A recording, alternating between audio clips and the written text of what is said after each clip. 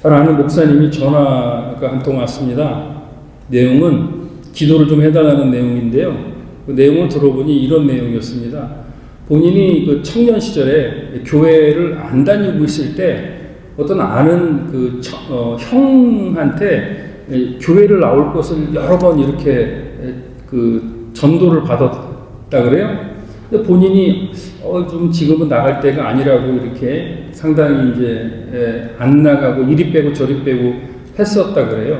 그런데 어느 날 그 형이 만나자 그래서 만났는데 잠깐 어디를 같이 가기로 했는데 잠깐 교회에 들릴 일이 있다고 그렇게 얘기를 했어요. 그래서 얼마나 걸려요? 그랬더니 잠깐이면 돼. 그리고 같이 갈래? 그랬더니 그 목사님은 난 그냥 바깥에 있을래요. 해서 그 바깥에 있고 그리고 아는 형은 교회로 들어온 거예요. 그 사람은 바깥에서 기다리고 목사님은 10분, 20분, 30분, 40분, 1시간 안 오는 거예요. 1시간 10분, 1시간 20분, 1시간 30분 여러분 같았으면 어떻겠어요? 화도 나고 막 그랬겠죠? 그러다가 어떤 순간에 한 2시간쯤 되니까 뭐가 되냐면 이제 걱정이 되는 거예요. 걱정이. 그래가지고 이제 교회 문은 열려 있으니까 교회 문을 열고 들어왔대요. 그 사람 소리가 들리는 방을 찾아 들어갔더니 거기 이제 전도사님 한 분 계시고 청년들 서너 명이 앉아가지고 성경 공부를 하고 있더라고요. 그리고 난 다음에 소리를 들고 보니까 형이 거기 앉아 있더라는 거죠. 그래서 이제 문을 빼고 열으니까 들어와. 그렇게 해가지고 그 자리에 어쩔 수 없이 앉았대요. 그리고 난 다음에 조금 지나서 성경 공부가 끝났대요. 형 가자. 그리고 끌고 나가려고 그랬는데 잠깐 있어봐. 밥이라도 먹고 가야지. 그러면서 이제 점심이 이제 나오는데 너무 잘 나오더래요, 점심이. 기다렸다는 듯이. 이렇게. 근데 그것도 젊은 청년에 그 맛있는 음식을 보고 갈 수가 없잖아요. 그거 다 먹었답니다. 그 이후로 계속해서 교회를 나가기 시작했대요. 그리고 이제 그 친구는 멕시코 라몬처럼 신학교를 가서 목사가 됐고, 그런데 문제는 그 자기를 교회로 인도하는 형이 결혼을 했는데, 결혼한 그 이제 형수죠. 그분이 이제 신앙생활을 열심히 거의 안 했던 사람이고, 불교 쪽에 조금 관련이 있었던 사람이었는 걸로 알고 있었는데, 지금은 그 사람이 핍박을 해가지고 교회를 못 나가는 거예요. 상황이 이렇게 바뀌어요. 그래서 다시 그 사람에게, 그 형에게 복음을 전해서 그분을 교회에 나올 수 있도록 기도하고 있고 지금 마음문이 열려가고 있으니 중보 기도를 해달라고 하는 내용이었어요. 그러니까 지금 그 목사님을 인도했던 그 청년의 고난은 사실은 와이프를 만나면서부터 교회를 못 가는 일이 생겼는데 그것을 고난이라고 알고 있을까요? 모르고 있을까요? 그 전화를 듣고, 그러니까 지금 다시 바꿔 얘기하면, 너 기다려. 그런데 기다렸다가 어느 시간 되면 들어올 줄을 알고 미리 음식을 다 준비해 놓은 거예요. 이거를.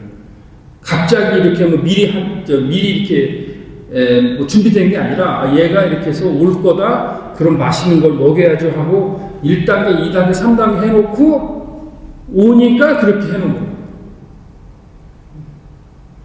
바깥에서 기다리는 사람도 힘들었겠지만 안에서 저 사람이 안 나가면 교회 안으로 들어올 것이다 라는 생각으로 기다리는 사람은 심정은 어떻겠어요?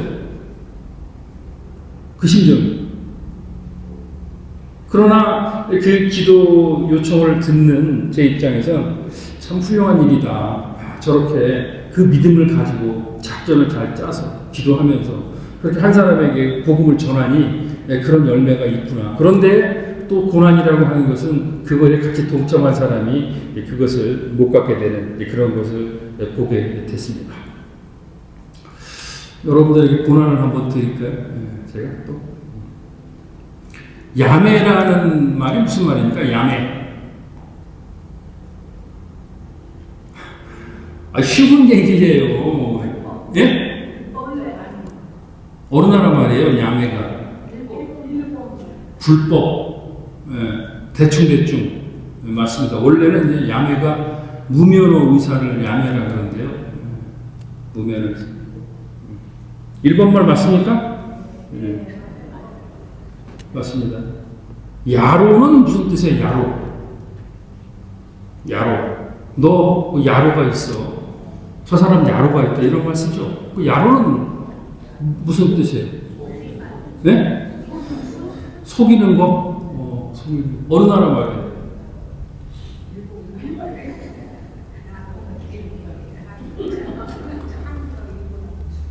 확실하게 얘기하세요. 어디? 야로가? 네. 솔리스틴 아주 은혜로웠어요. 아주.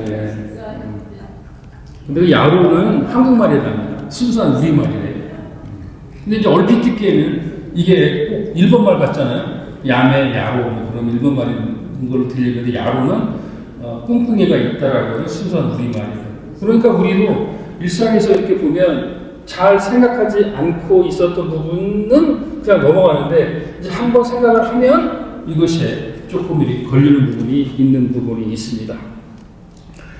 성경을 통틀어서 가장 중요한 말씀의 한 구절인 요한복음 3장 16절을 지난 시간에 공부를 했습니다. 한번 다시 보도록 하겠습니다. 요한복음 3장 16절 안 보셔도 다 이건 외우시죠. 한번 읽어보도록 하겠습니다. 시작. 하나님이 이 세상을 이처럼 사랑하사 독생자를 주셨으니 이는 그를 믿는 자마다 멸망치 않고 영생을 얻게 하려 하십니다. 요한복음 3장 16절이 아주 중요한 구절입니다. 하나님이 이 세상을 하나님이 만든 피조세계를 이처럼 높이와 넓이와 깊이를 알 수 없는 사랑으로 독생자 곧 자기의 동일 본질인 예수 그리스도를 주셔서 그를 믿는 자는 멸망 즉 심판으로 인해서 지옥까지 아니하고 영생 하나님과 더불어서 이터널 라이프를 살게 하는 것 그것이 바로 성경에서 주는 핵심적인 내용이고 전도를 하게 되는 핵심적인 요소가 되는 것입니다. 그렇다면 중요한 믿는다고 하는 의미의 시작은 어디에 있는가? 이제 그것은 요한복음 3장 5절의 말씀에서 찾도록 하겠습니다. 읽습니다. 시작. 예수께서 대답하시되 진실로 진실로 내게 이르노니 사람이 물과 성령으로 나지 아니하면 하나님의 나라에 들어갈 수 없느니라. 여기서 물과 성령으로 얘기할 때 물과 성령은 물 같은 성령으로 거듭나지 아니하면 하늘나라에 들어갈 수도 없고 볼 수도 없다 라는 얘기를 우리가 전에 공부를 했습니다. 그러면 물이 뭐냐? 물이 뭐냐라고 했을 때 깨끗함을 얘기하는데 그 깨끗함의 내용이 성령에서 포함하고 있는데 에스겔서 36장 25절로 27절 말씀을 천천히 읽어보겠습니다. 시작. 맑은 물을 너희에게 뿌려서 너희로 정결하게 하되 곧 너희 모든 더러운 것에서와 모든 우상 숭배에서 너희를 정결하게 할 것이며 16절 또 새 영을 너희 속에 두고 새 마음을 너희에게 주되 너희 육신에서 굳은 마음을 제거하고 부드러운 마음을 줄 것이며 27절 또 내 영을 너희 속에 두어 너희로 내 윤례를 행하게 하리니 너희가 내 규례를 지켜 행할지라. 아멘. 깨끗이 씻어서 내가 가지고 있는 우상과 굳은 살을 제거하라고 하는 이제 말씀을 에스겔서에서 같이 공부를 했습니다. 여러분들 지금 시계를 보면 이렇게 다 시계들 차고 요즘에 시계도 별로 안 차시죠?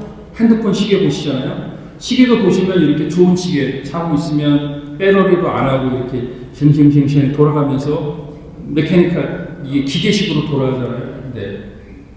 그런데 그게 초침이 이렇게 똑깍딱깍딱깍 갈 때 그 이제 스프링 안에 있는 헤어 스프링이라는 얇은 스프링이 말았다 펴졌다 말았다 펴졌다 하면서 그 시계가 1초, 2초, 3초 탁탁탁 가잖아요.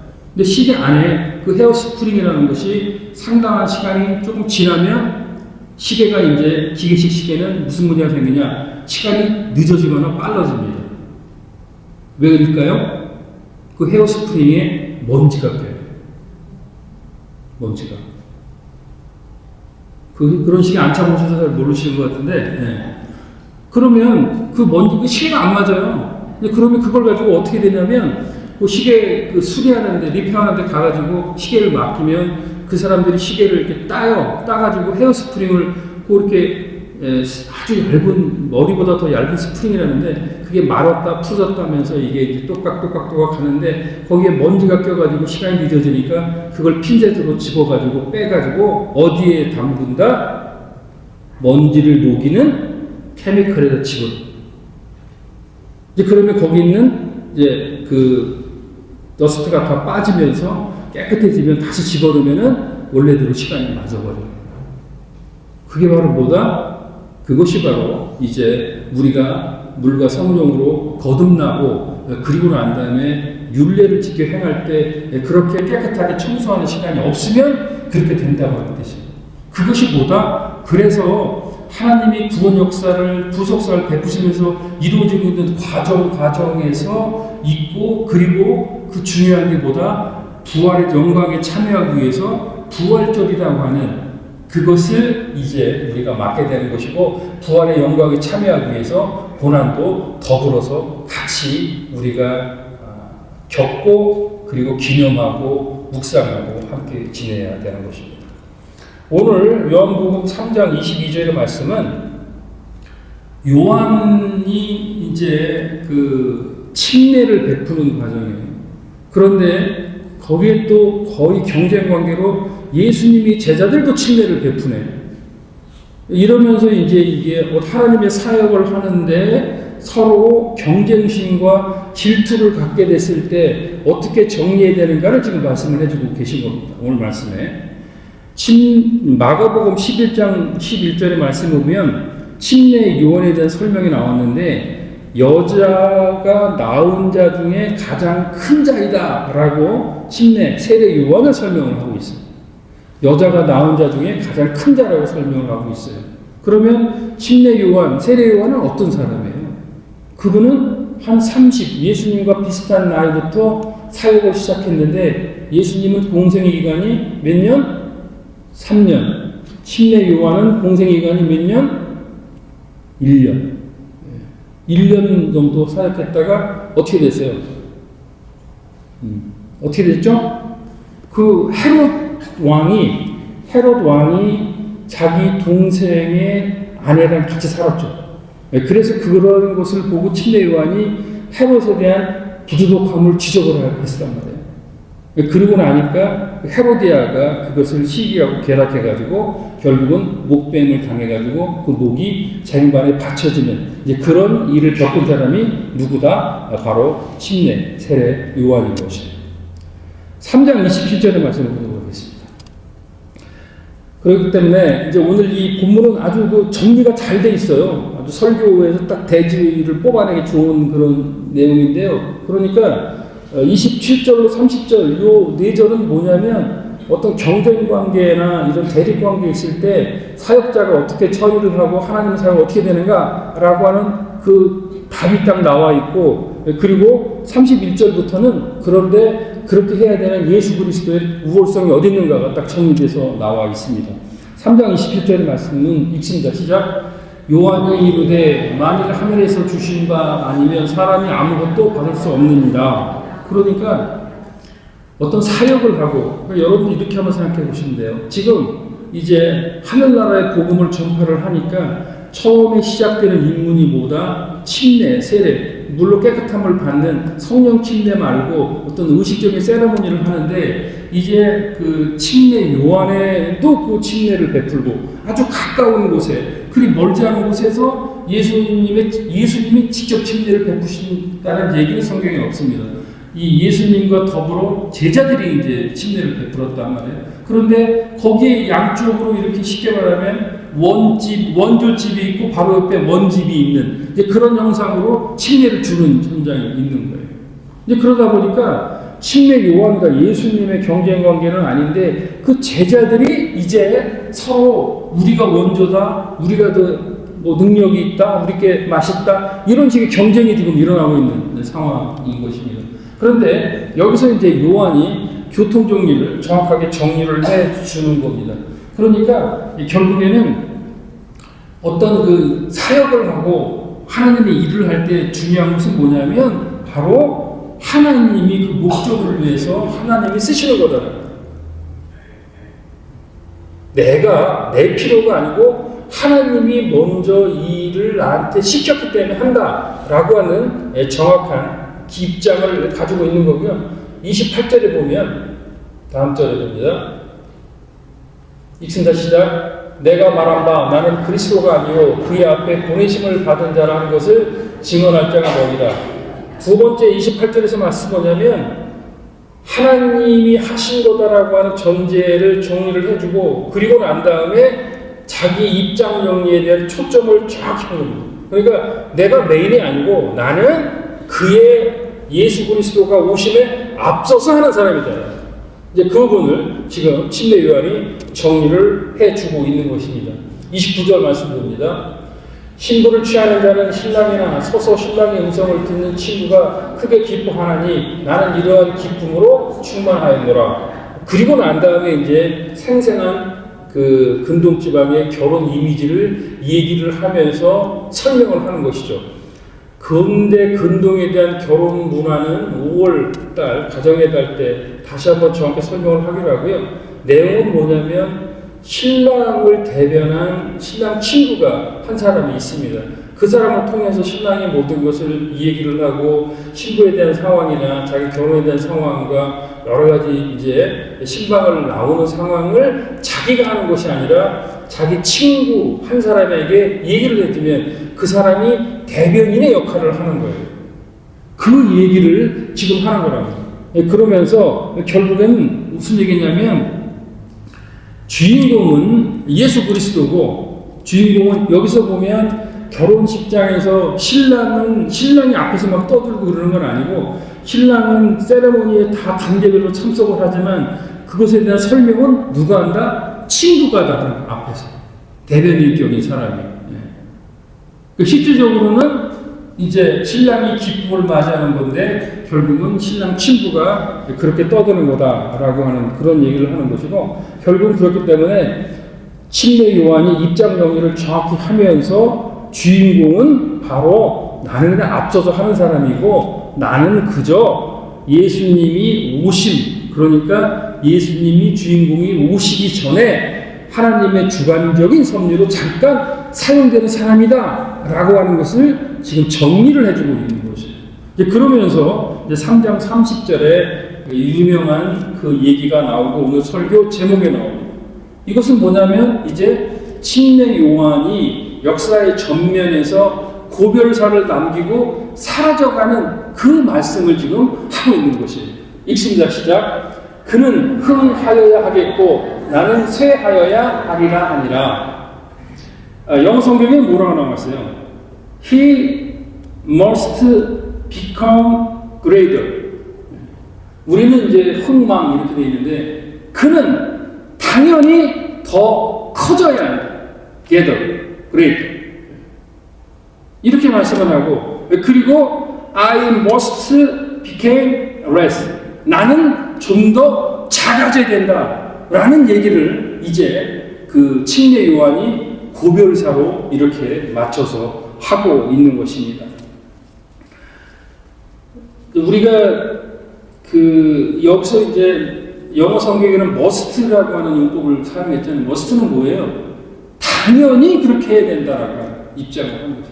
그러니까 침례 요한은 이렇게 자기 제자들이나 이렇게 지금 침례 문제를 가지고 경쟁 관계에 있지만 그런 관계를 떠나서 이것은 정확하게 하나님의 섭리대로 하나님의 필요에 따라서 쓰신 거고 그리고 나는 그에 앞서서 잠깐 그 얘기를 평탄히 한 것뿐이고 예수님이 오시기 전에 그냥 신랑처럼 잠깐 떠들었던 사람에 불과하다. 그리고 마지막 이제 이 말을 마치고 침례 요한은 이제 역사 속에 사라져버려요. 죽는 겁니다. 혹시 여러분들 저기 생각나시나요? 대장금이라는 거, 대장금 드라마 몇 년도에 나왔어요? 대장금이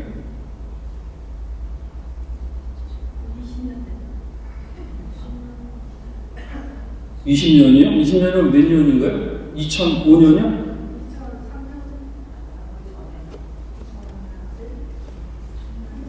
좋아하셨나 봐요, 대장금을. 2003년까지 정확하게 아시네. 네. 2003년. 네, 2003년. 네. 근데 거기 보면 이제 대장금이 주인공이 나오는데, 영화, 이제 처음 드라마를 시작하면서 그 주인공 대장금보다 더 뜬 사람이 있었어요. 누군지 아세요? 네? 성경은 기억 못 하시도 그 드라마 같은 거 잘 아시던데. 그러니까 대장금을 막 할 때 대장금보다 장금이보다 더 인기 있던 사람이 있었어. 한상궁. 네, 한상궁 잘 아세요? 우리 한상궁 집사님 누님 한상궁이신데, 어쨌든 한상궁이 떴어. 어떻게 했어요? 나중에 죽었잖아요. 빨리 죽었죠. 나중에 죽냐. 갑자기 죽었어요. 갑자기. 왜? 그러니까 지금 이렇게 드라마나 어떤 메인 포커스를 받을 때 그 주인공이 딱 서야 된단 말이에요. 영화나 드라마는 그 주인공이 서야 되는데, 본류가 딱 서야 되는데 옆에 있는 격과지가 본류를 덮어버린다. 그러면 어떻게 돼? 화가 나게 잘라는 거예요. 갑자기 뭐 이게 드라마다가 아유 저 사람 좋은데 뭐 죽었대, 이민 갔대, 없어졌대. 그러면 그런 경우가 거의 많아요. 이건 뭘 뜻하느냐? 그러니까 메인 포커스는 우리가 봤을 때 누구로 봐야 되느냐? 바로 그것은 예수 그리스도로 봐야 되는데, 우리는 그의 전 단계 역할을 한 것이고, 역시 침례 요한도 자기가 침례를 베풀어서 했지만 이제 자기는 그는 흥하여야 되고 나는 망해야 된다라고 고별사를 남기게 됐다고 하는 것이죠.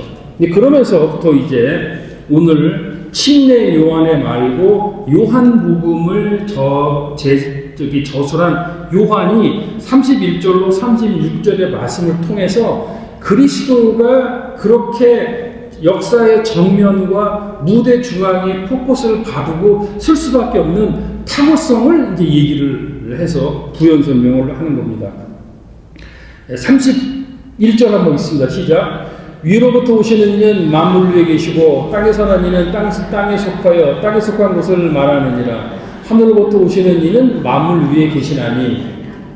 첫 번째는 얘기한 게 뭐냐면, 예수님은 기원부터 탁월하다. 기원. 어디서 왔다? 예수님이 온 데는 위다, 아래다, 땅이다. 네? 예수님이 오신 데는 위로부터 왔다. 위로부터. 지금 한국에 가면 재림 예수가 몇 명 있는지 아세요? 재림 예수가? 제가 알기로 53명 있어요. 53명. 좀 더 늘어날지도 몰라, 지금.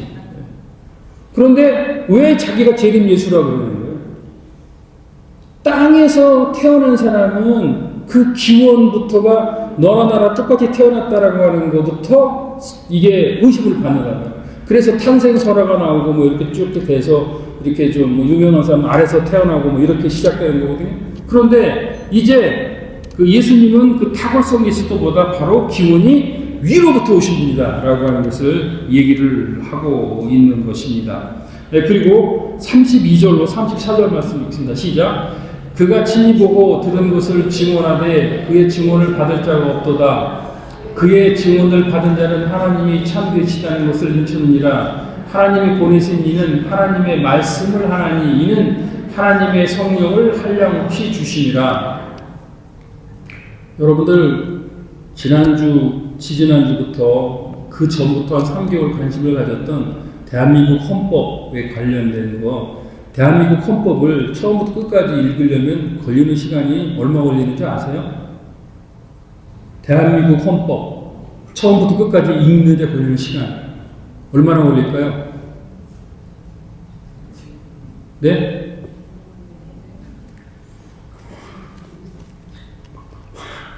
얼마나 걸릴 것 같아요? 네. 대한민국 헌법은 처음부터 끝까지 천천히 읽으면 30분이면 다 읽습니다. 30분. 헌법은 얇아요. 그만큼밖에 안 돼요. 헌법. 그런데 이제 그것을 해석하고 운영하고 적용하는 법률과 증거를 어떻게 하느냐가 그렇게 한 나라를 뒤집힐 정도의 관심을 가질 수가 있는 것입니다. 그런데 여기서 지금 이 말씀하는 요한이 말하는 것은 뭐냐면 예수님은 기원에서도 탁월하지만 그러고 더 탁월한 것은 봐도 뭐다? 말씀이 탁월하다. 말씀. 그러니까 말씀이라고 하는 것은 하나님의 말씀인데 그 예수 그리스도가 그 말씀과 함께 계셔서 그가 곧 말씀이다라고 하는 말씀을 하고 계십니다. 그런데 그 말씀을 찾고 읽는 사람에게 어디까지 분량으로 얘기해 주시냐라고 하면 한량 없이 주신다. 그것을 읽을 수 있는 성령을 한량 무한대로 준다고 하는 거죠. 무한대로. 그런데 여러분들은 지금 그 성경을 탁월한 성경을 얼마나 읽고 계십니까? 봄에 우리가 1월달에 신년에 그 신약 성경을 다 읽었죠? 네, 읽으셨죠? 그만큼 이제 중요한 것보다 말씀이 탁월하다. 말씀. 근데 그 말씀은 같아 탁월한데 말씀을 주시는데 여러분들 성경을 올해 한 번 읽고 그리고 요한복음을 올해 읽고 가을에 읽고 아침에 읽고 저녁에 읽을 때마다 성령의 조명하심으로 깨닫게 하시고 알게 하시고 느끼게 하시고 생각나고 하시는 게 똑같을까요? 무한대입니다. 한량이 없는 겁니다. 양이 제한이 없는 겁니다. 그런데 이제 우리가 그렇게 해야죠. 그렇게 해야 됩니다. 그리고 35절에서 36절 말씀을 읽겠습니다. 그러니까 이제 그 사역이 경쟁 관계 있을 때 그런 관계고, 그 다음에 이제 예수 그리스도의 탁월한 게 기원이 탁월하고, 말씀이 탁월하고, 그리고 이제 35절과 36절의 말씀을 보겠습니다. 읽습니다. 시작. 아버지께서 아들을 사랑하사 만물을 다 그의 손에 주셨으니 아들을 믿는 자에게는 영생이 있고 아들에게 순종하지 아니한 자는 영생을 보지 못하고 도리어 하나님의 진노가 그 위에 머물러 있느니라. 그건 뭐냐면 만물이 다 그에 있다고 하는 것인데 곧 모든 만물의 자원이 다 그가 쓸 수 있는 탁월함을 갖고 있다고 합니다. 그러니까 예수 그리스도가 자기가 하나님께서 어떤 주관적인 것으로 사역을 맡겼어요. 너는 네가 은사가 이런 게 있으니까 이렇게 해. 그러면 이 은사를 나에게 맡겨주셔서 감사합니다. 그 그릇을 빚은 네가 쓰겠다고 하면 만들어 쓰시면 되면 비천한 나를 써주셔서 감사합니다. 라고 하면 되는데 대부분의 사람들이 그렇게 하면 조금 1년, 2년을 하다가 3년, 4년 지나면 왜 나한테만 이걸 시키는 거야?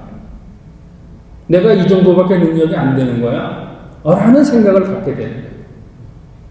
그러면 또 만물을 다 사용하시는 하나님께서는 그 일을 쓸 수 있는 사람들이 상당히 많이 있을까요? 없을까요? 그 사람이 없어서 하나님 일이 잠깐 멈춰지고 안 되는 일은 없어요.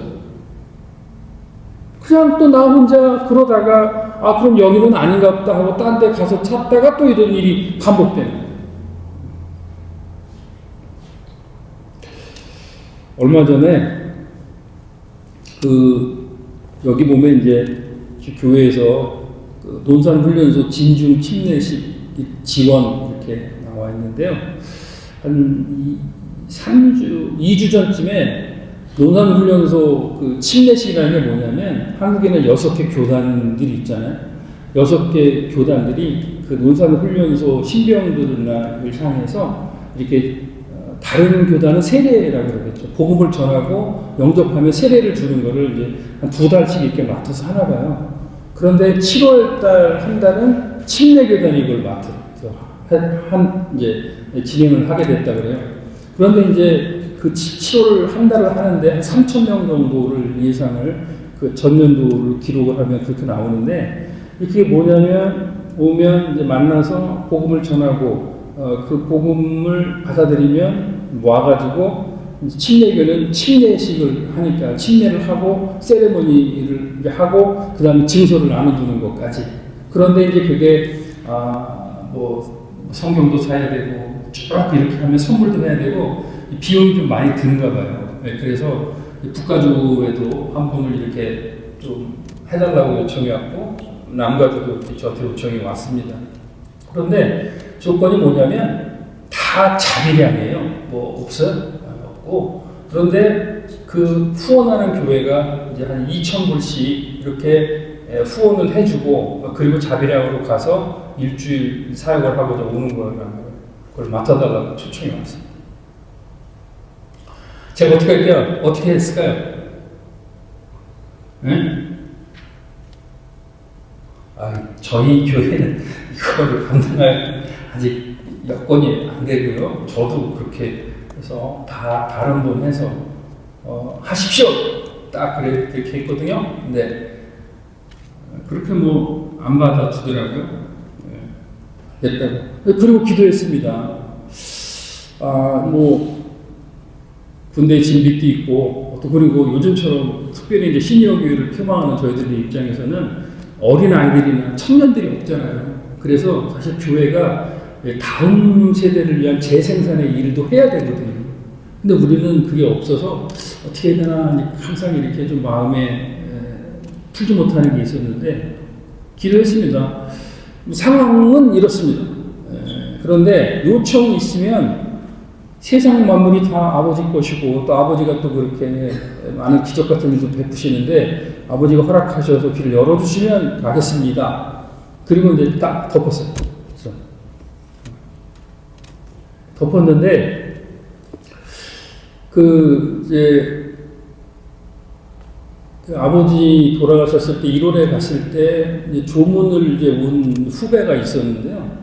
후배가 그런 얘기를 하더라고요.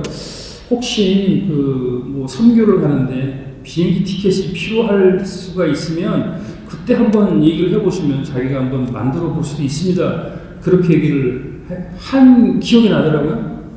그래서 뭐 다른 얘기는 안 하고 진중 침례식이 있다고 하는데 대상이 되는지 한번 봐줄래? 하고 보냈는데 지난주 목요일 날쯤 대한항공으로 해가지고 티켓을 하나 딱 끊어가지고 이렇게 딱 이메일을 보내줬어요. 설교를 준비를 할 때 이 만물이 다 그의 손에 쥐어졌다. 그러니까 요 구절이 딱 생각이 나. 이거 나는 그거 이것저것 준비하기 위해서 힘들다고 그랬는데 벌써 하나님이 다 이렇게 하시면서 더 또 준비하고 또 해야 될 여러 가지 부분도 많이 있는데 그런 거를 갖고 계시구나 라고 하는 그런 한 주간의 간증이 있었습니다. 말씀을 정리하도록 하겠습니다. 그러면 과연 예수 그리스도는 흥해야 되고 나는 쇠해야 되는데 그럼 종료주일 오늘로부터 시작된 고난주간에 우리가 해야 될 일은 과연 어떤 것이냐는 것이. 우리가 지금 바깥 나와서 전면적으로 하고 있는 일이 그를 흥하게 하고 있는 일인가, 예수님을 더 크게 하는 일인가라는 생각을 해봐야 되는데 어떤 책에서 이 내용을 봤습니다. 내용이 뭐냐면 실제로 있었던 일이래요. 큰 상선인데 한 300명 정도 이렇게 태우는 상선경 여객선인데 그게 대서양을 가다가 이 풍랑을 만나가지고 좌초가 됐대요. 그래가지고 이제 뭐 한 299명은 다 죽었대. 근데 한 사람이 살아나가지고 그 어떤 이제 널판지 같은 걸 붙잡고 이리 밀리고 저리 밀리고 해가지고 살아났는데 어디에 표류했냐면 어떤 섬과 무인도계 조그만 섬에 표류를 한 거예요. 살아난 거예요. 그러니 그 사람들이 살아나려고 뭐 해서 고기도 잡아먹고 이렇게 뭐 살았는데 이 조금 있다 보니까 날씨가 이제 여름철이었는데 가을철이 막 오는 거예요. 추워지더라고요. 그래서 이제 뭐 나무 뭐 잎사귀 긁어놓고 그다음에 갈대 같은 거 해가지고 움막도 짓고 이렇게 해서 이제 추위를 피하려고 다 준비를 해놨다는 거죠. 그리고 추우니까 불씨 같은 거 꺼트리지 않고 잘 이렇게 했는데 어느 날 이제 잠이 들었는데 잠잘 때 뭘 잘못 건드렸는지 그 불씨를 탁 건드려가지고 자기가 겨울을 날 움막을 싹 태워버립니다. 이제 그때 이제 그 사람이 기도했다 그래요. 그 전에는 많은 사람들이 보이지 않고 나중에 이제 알았겠지만 보이지 않고 저를 살려주시니 하나님 아버지 감사합니다. 고맙습니다. 저를 살려주시니 하나님을 살겠습니다. 라고 이렇게 간증을 쭉 하고 기도하고 하다가 이제 어느 순간에 그것이 끊어지고 나서 이제 겨울을 날려고 그 가진 게 뭐 있어? 운집 하나밖에 더 있어요. 근데 그거 불로 홀랑 다 태웠단 말이에요. 그러니까 그때부터는 하나님 저를 왜 살리셔서 그럽니까? 차라리 그때 나를 죽이셨으면 이런 일도 없고, 그리고 내가 겨울 좀 나겠다는데 이거 움막을 태우시면 이게 됩니까? 지금 죽이십시오. 막 그렇게 울고 불고 막 따지고 욕하고 뭐 이렇게 하다가 그 사람이 이제 지쳐서 잠이 들어요. 잠이 들었는데 잠을 자고 있는데 갑자기 그냥 어디서 빵 하는 소리가 들려요. 빵! 그게 뭐냐면 지나가던 화물선이 이렇게 지나가다가 어디서 뭐 섬 같지도 않은 데서 연기가 나니까 저기 사람이 있는가 보다 해가지고 거기 근처까지 왔는데 들어오진 못하고 바깥에서 빵거리고 조그만 보트 하나 보내가지고 그 사람한테 오는 거예요. 그 사람이 어떻게 됐을까요? 네? 네, 살았어요. 살아서 그 사람이 책을 쓴 거예요. 그 사람이 쓴 결론이 뭐냐면 내가 가진 것은 그때 그 움막집 하나였다. 그런데 그게 탐으로 해서 그 연기로 해서 나는 살 수가 있었다. 이번 고난 주간의 한 주간은 뭐냐면요. 내 움집을 태우는 그 주간이에요. 여러분이 갖고 있는 이것 때문에 내가 산다. 예수님 때문에 산다. 그를 위해서 더 그가 크게 돼야 되는데 그게 아니라 내가 이것 때문에 이거 가지고 살고 이것 때문에 산다라고 하는 그 서스펙트 관점이 이제 바뀌게 됩니다. 여러분들이 삐딱한 마음 그리고 내가 가지고 있는 우월 의식 그리고 내가 섬기는 우상 그리고 내가 바라보는 자녀들 그리고 내가 생각하는 나 이런 것 그리고 내 마음속에 딱딱해서 에스겔서도 나왔지만 딱딱해가지고 기경되지 않고 있는 내 굳은 산 이런 것을 예수님이 십자가에서 고통받았던 것을 환기하면서 상기하면서 묵상하면서 그 나를 태우는 주관이다.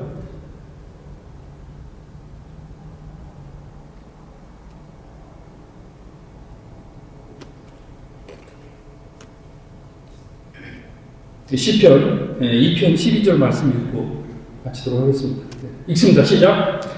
그의 아들에게 입맞추라. 그렇지 아니하면 진노하심으로 너희가 길에서 망하리니 그의 진노가 급하심이라. 여호와께 피하는 모든 사람은 다 복이 있도다. 아멘. 이번 한 주간 예수 그리스도의 고난에 동참하시면서 예수 그리스도 하나님의 아들 예수 그리스도께 입맞추시기 바랍니다. 그리고 이제 이 세상 돌아가는 풍조도 그렇고 나에게 미치는 것도 다 그러면 여호와의 진노가 급하신 겁니다. 어디로 피합니까? 피할 곳이 어디입니까? 말씀과 기도와 교회 공동체가 여러분들이 피할 곳입니다.